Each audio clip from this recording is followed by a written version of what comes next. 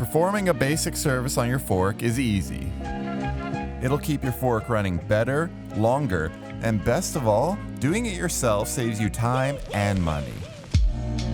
Most manufacturers recommend doing this service every 50 hours of riding, which, if you go riding for 2 hours at a time, is every 25 rides. Math! As an added bonus, doing this service regularly will increase the longevity of your fork. Think about it like keeping up to date with the oil changes on your car, but easier. Well, relatively. Today, I'm going to show you how to do this service on a RockShox fork, but this process is very similar across other suspension brands. So let's get started. Before we begin, here's all the tools I'll be using for the job. I'd recommend double checking what tools you'll need by reading your fork service manual. Write down your current suspension settings so you can reset everything once we're done. Step 1 is maybe the most important. Let the air out of your fork. What happens if you forget this step? Next, turn the rebound knob to its fully open position. Loosen the set screw on the knob and remove it. Then, swing your fork up so it's horizontal in the work stand. Now, loosen your lower leg bolts, but only 3 or 4 turns. Grab your hammer with your Allen wrench and give each bolt a good couple of whacks. This will separate the lowers from the inner shafts of the stanchions. After that, fully remove the bolts and set them somewhere safe. Carefully swing the fork vertically in the stand and let those juices flow. Grab the lower legs and gently slide them off. Using a pick, remove the foam rings directly below the seals on each side of the fork. If they aren't damaged, you can reuse these rings after a good clean with suspension cleaner, but I always like to use new ones. Regardless, give them a soak in the lube recommended by your fork manufacturer.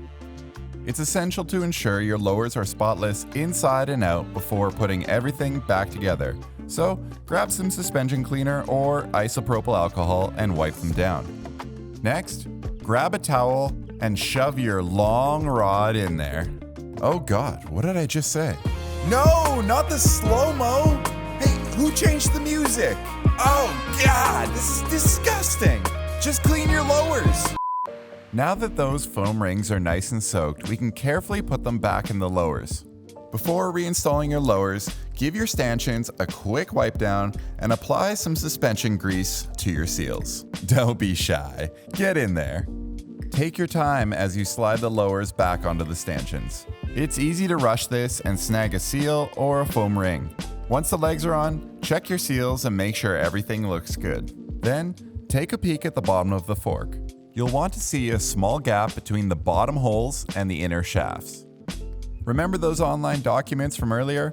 Read them to learn what type of oil your fork needs, then, using a syringe, fill up each leg with the specified amount in that gap, being careful not to shoot oil into the inner shaft. Line everything up and carefully thread in the bottom bolts one at a time. Then, using a torque wrench, snug them down to their specified torque. Apply a small amount of grease to the shaft of the rebound knob and slide it in. Then, tighten down the set screw. Give everything a good wipe down and then throw the fork back on your bike. Lastly, add air to get back to your preferred pressure, making sure to stop and cycle the fork a few times while you pump it up.